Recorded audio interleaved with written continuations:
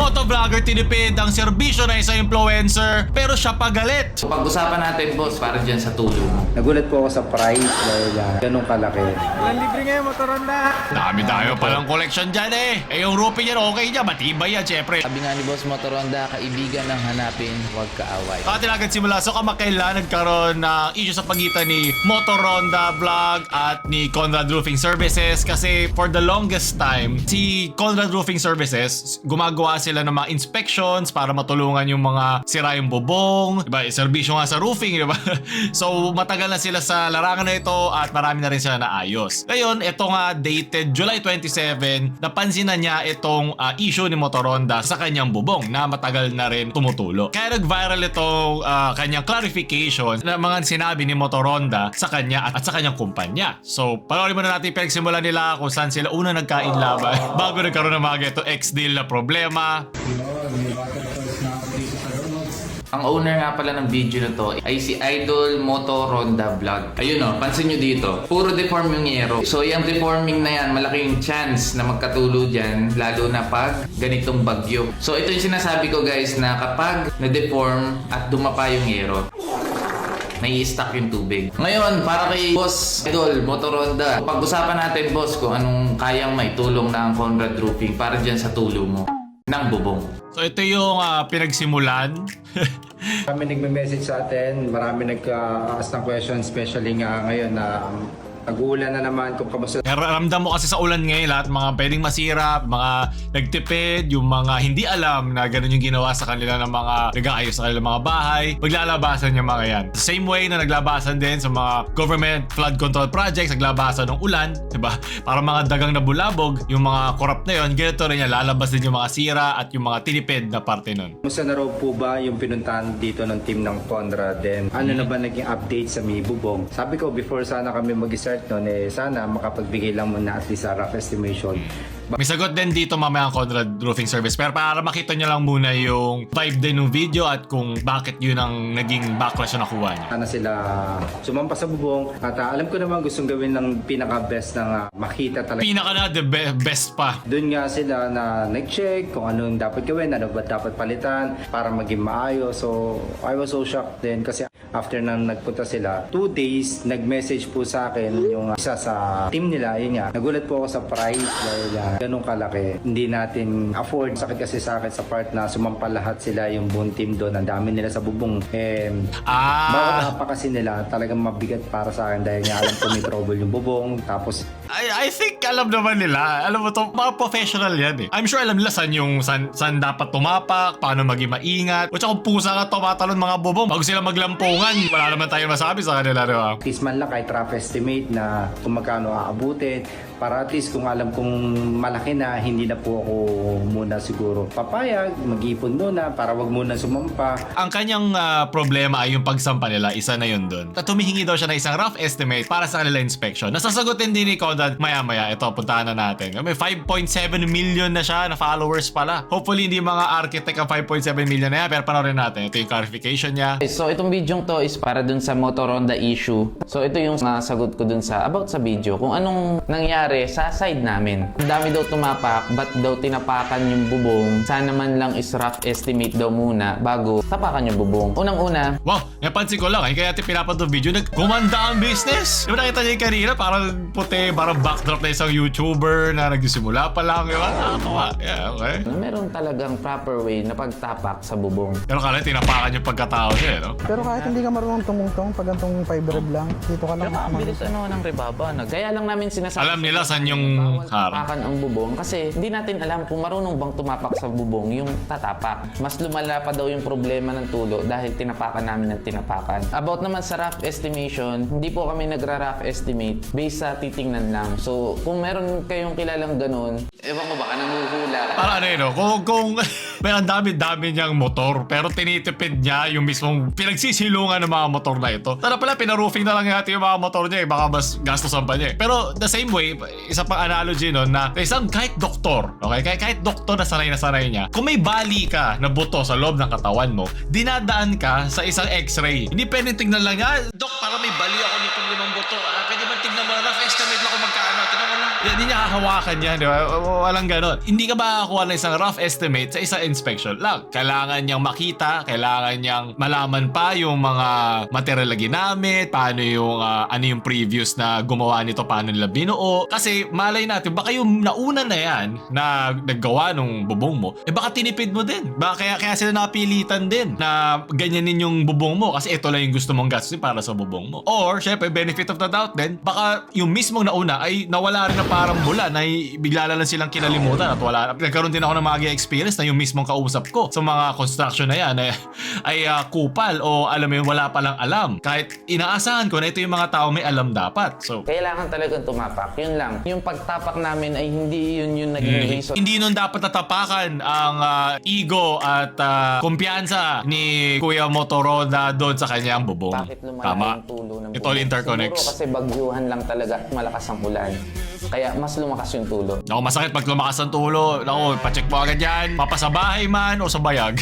Nagulat daw siya sa price. Unang-una, kaya malaki yung price kasi palit yung bubong. Doon sa price naman, ang naging ex-deal dahil nga parehas kami vlogger. Yo, no? Vloggers! 50-50. So sinabi ko sa kanya, nung sinend nung office namin yung quotation, sabi ko, kaming dalawa ni Boss Motoronda mag-uusap after masend nung office yung quotation. So, dinaan nyo muna sa opisina para kung pwede ba natin tong gawin para mag-continue to, magiging X-deal to essentially. Pero naging X muna yung deal. Kami na yung mag-uusap kung ano ba magiging deal. Pwede ko naman siguro i-share. Share mo! Kung ano lang talaga magagastos and then 50-50 tayo. So, free yung labor, then 50% nung gagastos. Kasi siguro sobrang laki. Doon sa deal na yon, para sa akin, napakaganda na. So in short, hindi rin kami nagkasundo doon. Kasi hindi naman pwedeng hindi ko rin kaya na libre lahat. Kung kaya ko lang, boss. Bakit? Dapat libre yan. Serbisyo? Na ginawa mo, na pinaghirapan nyo, na inaral nyo para gawin. Dapat libre. X-deal! Influencer to influencer. Yung views ko, makakatulong sa views mo. Pinilit ko pa yung management namin na baka kayang medyo 60-40, ganyan. Pero hindi talaga kaya. Sobrang laki ng magagastos. Kasi una Pampanga, tapos una palit lahat. Malayo. Boss, ganito na lang. Yung deal kong yun is stay lang yun. Okay? Pwede ka mag-ipon. Ang Backhanded pa. Mag-ipon ka kasi. Hindi mo pwedeng tipirin lang, man. Yeah, tama naman. Misa kasi yung mga taong hindi alam yung gagawin. Yan yung para yung tito mo sa kanto na, si Tito Berto mo na lang gagawa nitong semento na to. Mas makakatipid ka pa. Tapos may mga sira, may mga kulang, mayroong mga tinipid. You get what you pay for. Minsan, kung ano yung binayaran mo, yun ang makukuha mo. At lalo na pag hindi yun yung priority mo, mayroon ka mas gustong paggamitan ng pera o sa tingin mo ay hindi karapat-dapat yung value na binabayad mo para dito, talagang sisikip talaga yung kamay mo. Hindi mo talaga siya mabibitawan agad yung pera agad-agad pag feeling mo ay hindi value o hindi sulit yung pambabayad mo doon. ko na lang, boss, papabalikan ko yung roof, magba-band-aid solution kami. So, Nako, mas lalong magiging problema pag band-aid solution kasi pwede agad masira, lalo na ngayon tag-ulan, hindi madami pang bagyo, darating bagyong Paulo.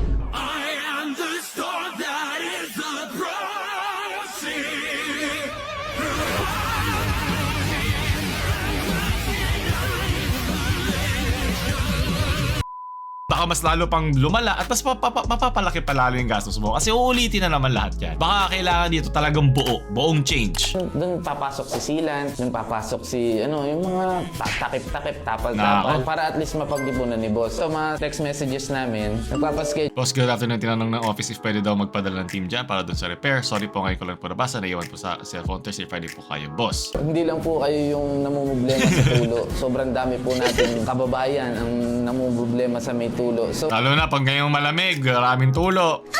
Hirap talaga. Conrad Roofing, mas inuuna nila yung talagang client. Sana maintindihan niyo po. Kaya nga po dito sa isa text message na to, nagpapaset na ako. Boss, di na po kayo nakabalik. Boss, pwede ba kayo ng Sunday? Fully booked talaga schedule. Hindi talaga masingit kasi ang dami naming client na syempre unahin. Nagbayad sila. Siyempre kasi yung nagbayad, yung meron silang pambili ng material. In-urgent ko sa office, sana maisingit. Hindi na inabot. Nag-post na agad si Boss Motoronda ng niya about sa roof niya. Ayun ito yung napanood natin kanina. So yun yung kompleto nun. So yan yung kanyang sinabi tungkol doon. Pero papanoorin din natin yung kanilang collab. Kayo mag-alala after nito. May solusyon daw. Huwag naman palit lahat. Ay naman pa, alam mo na pala solusyon. Ikaw ang naggumawa niya. O ito na yung pantapal. Ito na yung martilyo. Alam mo pala kaysa sa amin eh. Problema talaga ng bubong ni Motoronda is mababa yung slope.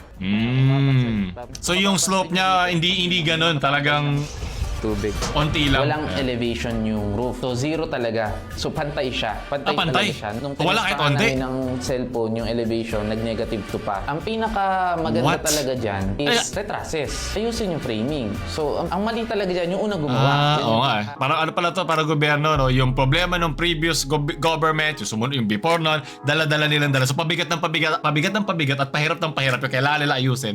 Tapos yung mga tao, minsan ina-expect nila, ma-fix lahat ng mga problema before. So parang gano'n lang din siya. Hindi pala to bubong, parang balde. Talaga nagko-collect ng tubig eh. siguraduhin na hindi na magkakaproblema ulit, di ba? Tapos ang Pero yun nga, mas mapapamahal nga. Yeah. Kasi mas malaki yung change eh. Kaya ito yung lagi kong iniisip pag may pinapagawa. Mas sulit na ba na dagdagan ko kahit sobrang sakit, kahit ipunin ko muna. Like, ito yung papagawa ko o i-quick fix ko na lang. Kumbaga, mas onti lang yung babayaran ko pero may chance na baka masira na naman. Lagi ako nagpupunta dun sa long term eh. Kasi yun yung mas mahirap talaga. Tsaka, mas onti yung risk na masira siya ulit. Ang assessment namin, ng team namin is retraces. Ngayon, tinanong ko na siya noon habang nag-inspection pa lang kami. Kaya ba ng retraces? Kasi yun talaga yung need. Hindi kakayanin. Sige sir, kaya to ng palit bubong lang. Ang ginawa namin doon, tinayaan na namin yung pangalan. Wala, yun na yan, ayun na. Yung pagdating mo yan, sige na sir. Pag gano'n, ako pa yung nalulungkot eh. Kasi anong nangyari, tumiklop na lang yung mismong pinagkukuha ng serbisyo para na lang manahimik ka. Para lang yung kliyente ay kung ano yung gusto niya ay mabigay na sa kanya. Pag ako yung sinasabihan, mas ako yung kinakabahan, shit, baka masyado ko ng natulak. Baka tipirin ako or baka mag-cut ng corners. O, pag nag-cut ka ng corners, lalong dadami yung problema mo in the long run kasi mas madaling matatanggal o babalik sa dati yung problemang meron ka. Mapasa kahit ano pa yan. Merong chance na tumulo pa rin yun. Ganon pa rin yung elevation Ah, kapag my lang God. ng bubong ng pinakamakapal. Siyempre, yung mga inside gutter, mga mali-mali, kasama na yun. Isipin nyo na lang guys, Dapat dito ma-call out yung nauna sa kanya eh. Kung alam pa nila yung name. At gusto ko marinig yung side nun kung bakit yun yung kanilang ginawa. Either tinipid niya na naman tulad na ginawa niya sa Conrad Roofing Services o talagang tanga yung naunang gumawa. At tapos tangayin sa Conrad Roofing Services yung lahat yung mga blame na yun. tapatin nyo si client na, boss, pag-ipunan nyo, ito yung kailangan nyo. Parang Yun lang, awan boss, nyo na. kung meron kang kakilala or mahanap na kayang masolusyonan ang bubong nyo na hindi gagastos ng ganung kalaki, boss, Good saludo luck. ko doon. Ay, saludo. Tutuwa ako kung gano'n. Pareho kami ng emoji. para in essence, kung i-convert ko yung sinabi niya, kung kaya mo makahanap ng ganong klaseng Make-A-Wish Foundation o saang mangdasal yan nagagana sa isang anghel para makahanap ng ganyang services na gagawin yung gusto mo, saludo, believe na ako sa'yo. Pero para sa amin po, susolusyonan po siya ng reframing. Yun lang, boss. Wow. So yun, meron guys. siyang positive positive script nila to. Kaya pala maganda. So yun, guys. Professional pa din. Late na. Ngayon ko lang napanood. Hirap pag busy eh, no? Okay, so kaya panoorin natin yung vlog. Ika po. Ito yung mga collection ko. Dami-dami palang collection dyan eh. Yung roofing yan okay dyan. Matibay yan, syempre. Motor yan eh. So nangyayari, medyo nagkakadiskusyonan kami dito. Ang problema no, malaking gawain. Maaabala talaga si sir. Ito boss, sino Kaya nangyari sila yung naabala. Ito boss, sinong nag-ano nito? Kasi ang problema, Yun ng palitan ng pang inside gutter existing na out. Oh my God. So walang kwenta tong ginawa. Yung tapal na to. tsaka yung slope nito. Akala ko dito yung kay Homer Simpson. Lahat ng pangit na minadali nasa likod lang. Pero ang ganda-ganda nung harap. Dito, may mga tambay ng tubig. Akala ko may tambay na naman. Tambay cup na naman. Ngayon, syempre, pag tambay yung tubig dyan, nahanap yun ng lusutan. Pag tambay yung tubig dyan, kailangan niya maghanap ng trabaho. Ano yan? Nagkaroon pa siya ng inside gutter dyan. Tatagos pa rin ng tubig doon. Pag doon may kasamang hangin yung ulan, doon sa Hindi gumawa kaya nito kay Motoronda noong una. Ito.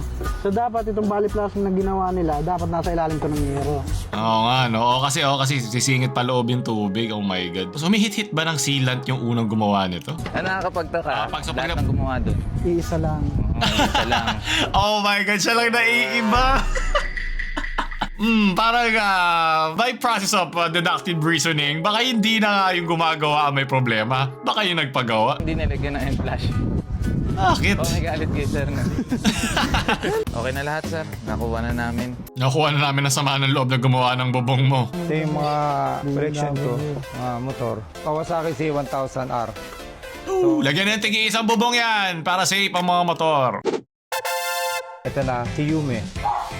Wow. Yung Japanese. Japanese word Sabi ko na na ibig sabihin pangarap. Ito yung talaga mga pinanglalaro na sa Kawasaki. Kawasaki, wasak yung bubong. Okay, so dito, after mag-viral itong explanation statement ng Conrad Roofing Services, bilang kay Sir Jos, naglabas siya ng sorry niya. Ako po ay humihingi ng pasensya sa team ng Conrad at kay Sir Jos sa nangyari sa nagawa kong video na maaaring nakasakit ako. Binura na niya.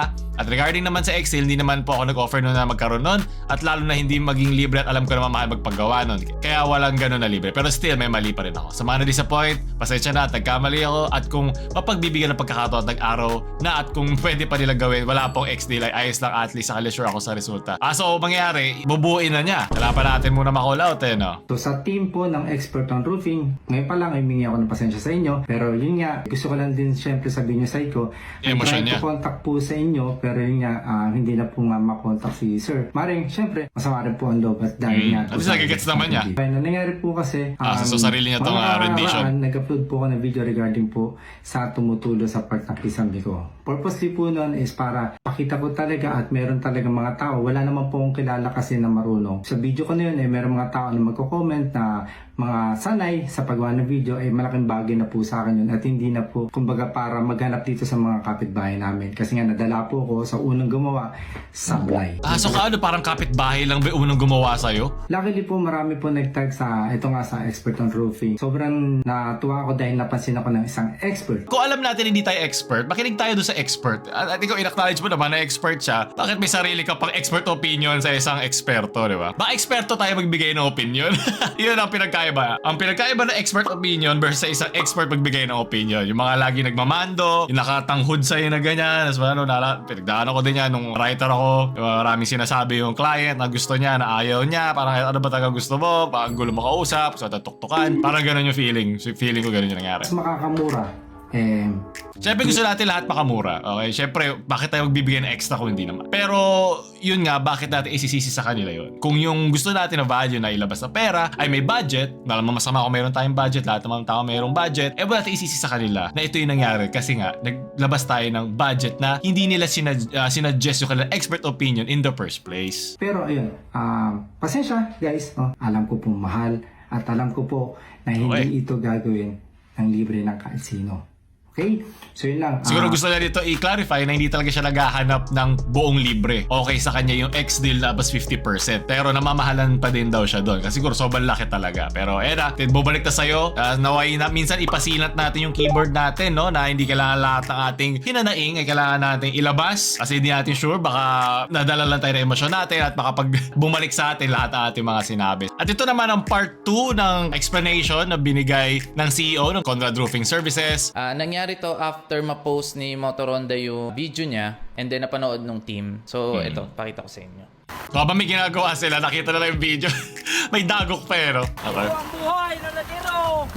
Ganito ang ginagawa namin, tapos nilibrikin mo na.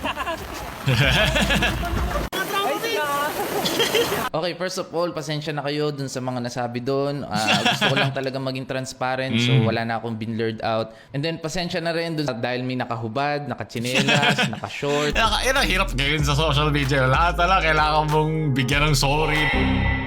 Nangyari kasi noon, kahapon, nagdesisyon yung team na yun na tapusin yung project kahit umuulan dahil nga may paparating na bagyo para walang tumulo dun sa bahay ni client. So ngayon, inutos ko ba yun? Hindi. Pinilit ko ba silang gawin yun? Hindi. Labag ba sa kalooban nila na gawin yun? Hindi din. Ganun lang ka-importante sa kanila na mai-offer or maibigay yung peace of mind na service na ino-offer ng Conrad Roofing. Yung negative post nyo po about sa Conrad Roofing, about sa company, is hindi lang po ako ang naapektuhan. Pero dahil po dun sa video na yun, marami po nasaktan na nagtatrabaho sa Conrad Roofing dahil bread and butter nila ang paggawa ng bubong. So anything na may mag-hate or mang-bash or mag-iwan ng negative comment about sa company, isa po sila sa naaapektuhan. Ako sa ganito, pag may mga ganitong nangyayari na regarding sa employees, basta valid yung criticism at bash. Pero hindi siya valid eh. Nanggaling siya sa uneducated opinion na isang vlogger sa gawa na isa pang serbisyo ng influencer. Madami sa team ko actually ang excited matuloy yung project natin. Kasi kilala ka. Marami sa kanila yung nakafollow sa inyo at gusto ko yung makita. So, Okay lang yan. 5.7, pwede bawasan na ilang milyon niya na followers, di ba? be mindful careful next time. Kasi imagine nyo na lang guys, kung hindi ako nagbablog, wala akong platform. Wala silang voice of reason. Hindi nila makaklarify yung kanilang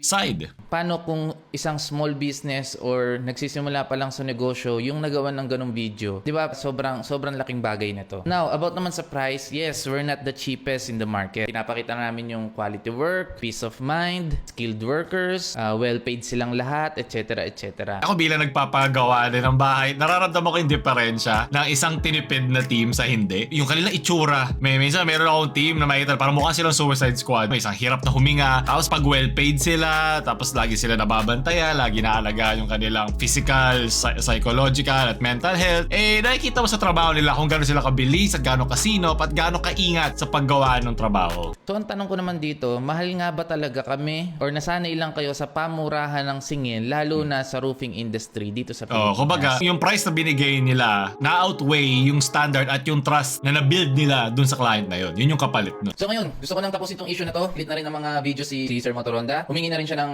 pasensya about sa nangyari. Nag-text siya sa akin. So guys, okay na po ang lahat. It's time to move on. Bagyuhan po ngayon. Mag-ready tayo lahat. Ito yung mga dapat inisip natin, bagyo, hindi yung issue ng na isang motovlogger, di ba? Sobrang dami po naming need gawin. At Tama least, na ang hate, tama na ang bash. Sabi nga ni Boss Motoronda, kaibigan ang hanapin, huwag kaaway.